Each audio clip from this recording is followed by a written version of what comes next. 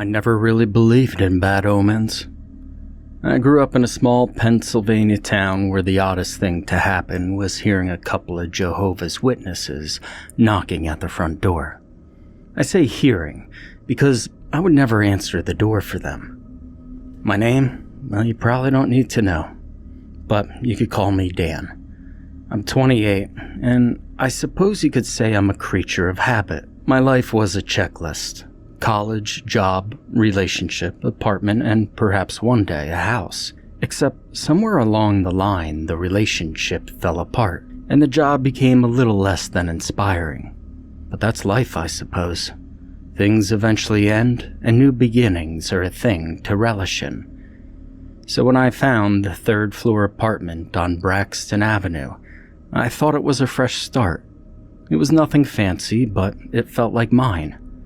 High ceilings, creaky hardwood floors, and 3 big windows that let in just enough small-town noise to remind me that I wasn't alone. The place did have character. The living room opened into a galley kitchen with chipped green 1970s-style cabinets and a stubborn Whirlpool fridge, while the hallway branched off to a small bathroom and a bedroom barely big enough for my queen-size bed and an old dresser. The closet door groaned when you opened it, and the radiator rattled on cold nights. But I liked it, and I could see my life starting over here. The first few weeks were normal enough. I unpacked all my boxes and I explored the neighborhood. I'd get home from my job at the bookstore, heat up some leftovers, maybe read or scroll through my phone until I fell asleep. I didn't know any of my neighbors, but that felt like almost a blessing. Since my last place had walls so thin, I would hear every argument and midnight TV binge. Yes, sir, I was grateful for the quiet. However, it wasn't long before some strange things started happening. It started with a Polaroid picture. I found it wedged between the cushion of the couch one night when I was searching for the remote. An old grainy photo. I almost didn't recognize myself at first. My dark hair rumpled, my face slack with sleep. But it was me, in my old bed. The striped comforter I've had since I was 17 was unmistakable. I stared at it for a good minute before convincing myself it was a prank, or that perhaps it wasn't me in my comforter, maybe left over from the previous tenant. After all, the couch did come with the apartment, and there were far grosser things wedged between it and the cushions. I tossed the Polaroid into the trash and I didn't think much of it. However, the next one was in the bathroom tucked behind the medicine cabinet mirror. This time, I was on my side, mouth half open, a faint glistening pool of drool on the pillow. My pillow. The angle was different, however, as if whoever took the picture was standing right at the foot of my bed. I felt a chill, and I whipped my head from side to side, thinking I was being watched. Perhaps I was on a hidden camera show, but no one was around me. I tried to laugh it off. Maybe the landlord liked to mess with people. Or maybe I was just being paranoid. But you see, they kept coming. They kept appearing out of nowhere. In the kitchen, taped to the back of the cupboard where I put my coffee cups. Under my pillow. Even in my coat pocket. As if someone knew exactly where to put them so that I'd find them. And each photo was of a different night. A different position. But it was always me. Always asleep. Almost always in my own bed.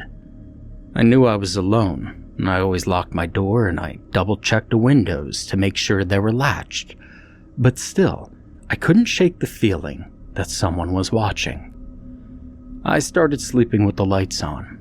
My dreams grew restless, filled with shadowy figures standing over my bed. Old Polaroids fluttering in the air like moths to a porch light. I'd wake up in the middle of the night sweating, my heart pounding, completely convinced that I'd heard footsteps in the hallway. But every time I checked, the apartment was empty, except for me, of course. I tried to tell myself it was just stress. Moving to a new place and starting over, all the stress and uncertainty messes with your head. It's not easy starting over fresh, but deep down in the pit of my soul, I knew something was off. I stopped inviting friends over. I barely left the apartment except for work. My coworkers joked that I looked like hell, but I shrugged it off. How could I explain the truth? That every night I lay awake, wondering if someone was standing just out of sight, Polaroid camera in hand, snapping pictures of me in my most vulnerable state. It all sounded unreal and, quite honestly, quite stupid. The worst part was something that I have longed for since I left my old apartment. The silence. See, the building was old, so certainly there should be floorboards creaking. The walls shouldn't be this well soundproofed. I should be able to at least hear the faint murmur of some of the neighbors. But there was never anything. Sure, the radiator would click and hiss, but otherwise, it was just me, alone with my thoughts, and a growing collection of photos. After the 10th photo, I broke down and I called the landlord. He sounded bored when he picked up the phone, said he hadn't heard anything like that before. "Well, maybe the last tenant's idea of a joke, son," he said. "Lord knows how they would get the pictures of you. Or maybe it's just you, playing a prank on me. Is that it, son? Are you playing a prank on little old Mr. Kavanaugh? Because I really don't appreciate jokesters, and if that's what you're doing, well then I will not renew your license." I apologized, then I hung up the phone, more frustrated than before. That night I pushed my dresser in front of the bedroom door. I checked every window, every lock, every crevice in my room. I even left a glass on the doorknob, thinking that it would fall and shatter if someone tried to screw with it. I barely slept, but in the morning, everything was as I left it. Except for one thing. A new Polaroid, this time propped up on my pillow. I woke to the fresh smell of chemical as the thing nearly touched my nose. The shot was closer than before, the flash reflecting in my half-open eyes. Whoever took it had been inches away from my face. I completely lost it. I tore the place apart, searching for hidden cameras, secret doors, anything that would explain how someone could get in without me knowing. But there was nothing. See, the locks were just fine. The windows, perfectly stable. I even checked the old dumbwaiter in the hallway, but it was completely rusted shut. By then, I was running bleary-eyed on caffeine and terror. I started to think I was losing my mind, that this is what psychosis feels like. But the photos kept coming, always the same, me sleeping invulnerable. So that's when I decided to buy the security cameras. 4 of them, motion activated with night vision. They were almost the top of the line security cameras. Set me back a small fortune, but hey, I needed some peace of mind. I set them up in every corner of the bedroom, the hallway, even the living room. If someone was sneaking into my apartment, I would certainly catch them. I spent all day setting those cameras up, and when the sun began falling from the sky, I went to bed happy with myself with all that I'd accomplished. But I barely closed my eyes. I watched the feeds on my phone. Every flicker of light, every movement of the shadows made me wonder what might come next. But when morning came, the footage showed nothing. Just me tossing and turning, flinching at every sound. But then I found another Polaroid. This one was different. Instead of me sleeping, it showed the cameras themselves, each one with a lens pointed at my bed, taken from just beyond my head. I didn't tell anyone at first. Who could I tell? My parents would panic and drive all the way out here. My friends would crack jokes, or worse, look at me like I was crazy. And I did try to act normal. I kept my head down at work, but every time the bell over the bookstore door rang, I jumped. I kept seeing these flashes, a camera's bulb, a pale hand, and the afterglow of that photo staring at me from the pillow. I was on display for a midnight voyeur to get off on a sick fetish. The next few nights I kept the cameras running. I checked the footage obsessively, sometimes in the middle of the night. But it was always the same. Nothing but me, restless, blankets tangled around my legs, and sometimes I'd catch my own face in the blue glow of the night vision. But my eyes were staring open, looking at the ceiling, waiting for something to move. I started really thinking about the last tenant. You see, no one had left a forwarding address, and the landlord didn't seem to know or care where they'd gone since my phone call pissed him off so much. He was being very short with me, so I asked around, but the neighbors kept to themselves, and the super was an old Romani guy who spoke in broken English. I couldn't understand a word he was saying. One night I tried something new. I wrote a note, just a scrap of paper, and I set it on my nightstand. "Who are you?" I scribbled with my hand shaking. "What do you want?" And I left it there, right in the open, before crawling into bed. Now at some point I must have drifted off, because when I woke it was still dark. Early, maybe 4 or 5 in the morning. But the note was gone, and in its place, a new Polaroid. This one showed my own hand holding the note up to the camera. My face was just visible, reflected in the glass of the bedroom window, paled and blurred, with my eyes wide open and red. I snapped. Hell, I tore through that apartment, throwing open every cupboard, every drawer, even yanking the mattress off of the bed. I screamed into empty rooms, my voice echoing off the high ceilings and the bare walls. I called out sick from work the next day. I couldn't face the bright fluorescent lighting and the questions of why I was taking so many days off. And so I stayed inside my apartment with the curtains drawn. And that very afternoon, I heard something. Not the familiar creaks and groans of the radiator, but a soft, deliberate scraping, like fingernails on wood. It was coming from the bedroom closet. I slowly crept towards it, my heart pounding in my chest, and with sweat penetrating my t-shirt. The door was closed, but I could see the faintest sliver of movement beneath it, a shadow shifting back and forth. My hand shook as I reached for the knob, and I tore the door open. There was nothing in there. It was just my clothes hanging limp and lifeless, and a pile of shoes on the floor.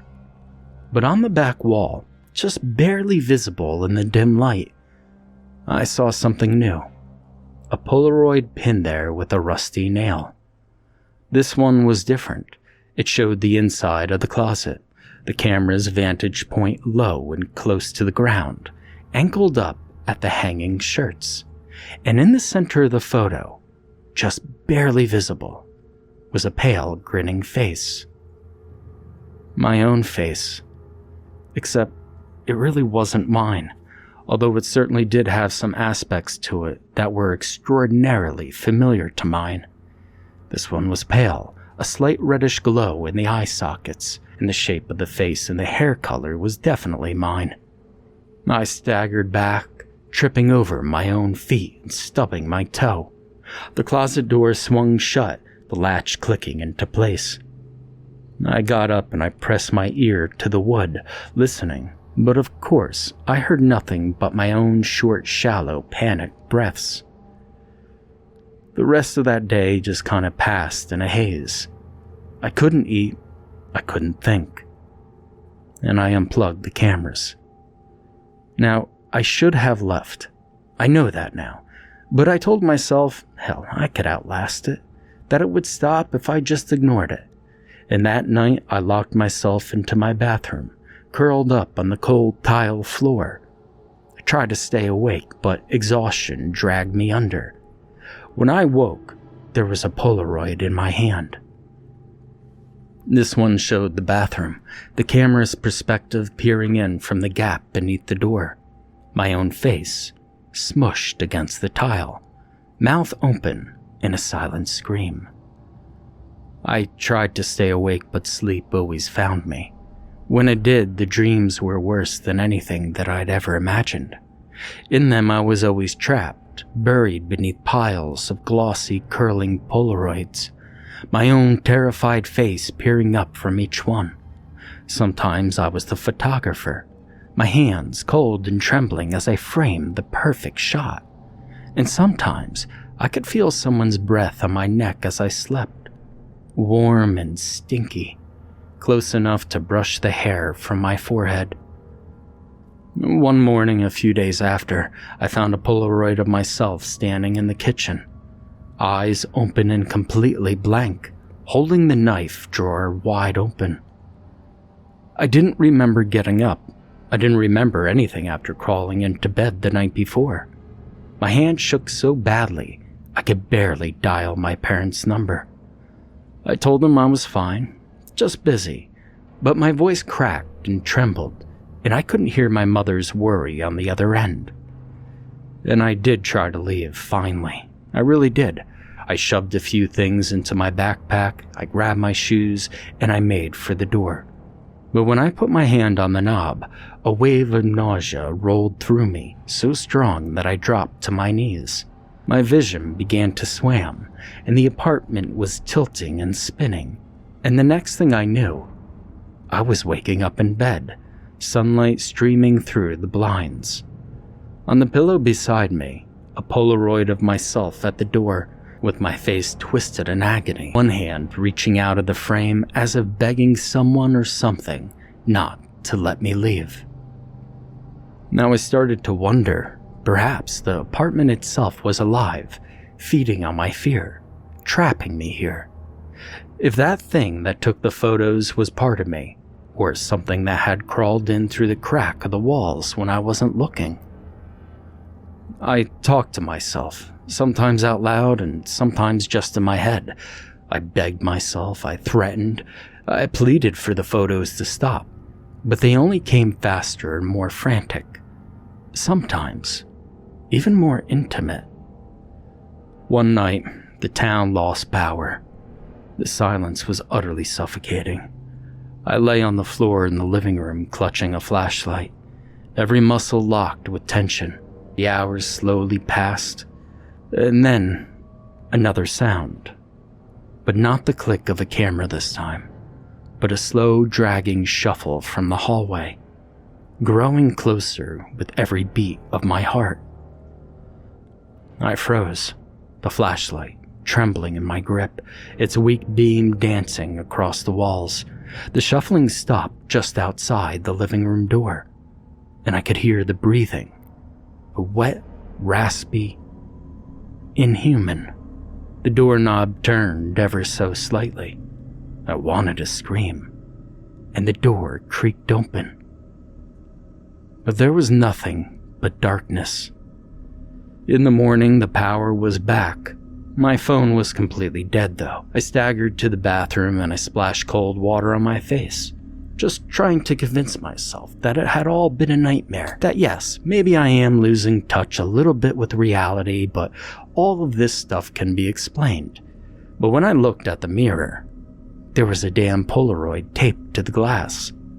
This time, the frame was empty except for the bed covers thrown back, the impression of my body still pressed into the mattress, and written on the bottom in shaky black ink, the word soon. I think I started laughing then. I was pretty wild and desperate at that point. Even as I tore the photo down and I shredded it, I could still feel the weight of unseen eyes upon me, always watching and waiting for the next perfect shot. Hell, I tried everything to keep myself awake, to try not to fall asleep. Coffee, energy drinks, ice-cold showers in the middle of the night. I would pace that apartment until my legs were sore. I had headphones in my ears, blasting Static or old Sex Pistol songs, desperate for noise, for any sign that I was still real. Sometimes I would just stare out of the windows at the town, watching the world move on, oblivious to the nightmare unfolding in this third-floor tomb. But sleep is a predator. It hunts you down eventually. And when it finally caught me, I'd wake up clutching another Polaroid. Me, sprawled across the kitchen floor. Me, standing in the hallway, eyes wide and empty. Me, curled in the closet, with my knees to my chest, as if I was hiding from something just outside the frame. I started to talk to the photos, Maybe it was madness, maybe it was hope. I'd lay them down on the kitchen table, line them up like tarot cards. "What do you want?" I'd whisper to each of them, getting real close. "Please, tell me. What do you want?" As I'd softly caress the edges of the photos. One particularly hellish night, as thunder rattled the windows and lightning flared over the rooftops of the small town, I tried to destroy all of them. I tore the Polaroids in half, then quarters, then eighths, feeding them one by one to the garbage disposal until the motor jammed. The rest I burned in the sink, the flames licking at my hands and acrid smoke filling the apartment. I watched them curl and blacken, convinced that I'd finally broken the spell. But when I opened my eyes the next morning, they were all back, scattered across the kitchen counter, taped to the bedroom mirror, even pinned to the ceiling above my bed. Each photo now showed me, mid-destruction, my face twisted with rage. I started to realize that I wasn't just being watched. I was perhaps being shaped or molded by whatever force haunted this apartment. Sleep deprivation warped my thoughts and made me see things that couldn't possibly be there. A flicker of movement in the kitchen, a whisper behind the bathroom door, a pale hand vanished around a corner. And once, I caught my own reflection in the hallway mirror, smiling at me, when I definitely wasn't smiling. I tried calling the police, and they did come. 2 officers with tired eyes and hands resting on their guns. I showed them the Polaroids. I explained what was happening, and they exchanged glances, as if I'd been drinking, and asked if I had any history of mental illness. They checked the locks, nodded at the cameras, and jotted down a few notes. Try to get some rest, buddy," one of them said. Stress does, real strange things to people, and, well, we'll keep our notes. The investigation's still open, and if something happens, why don't you, give us another call? But until then, probably best to rest.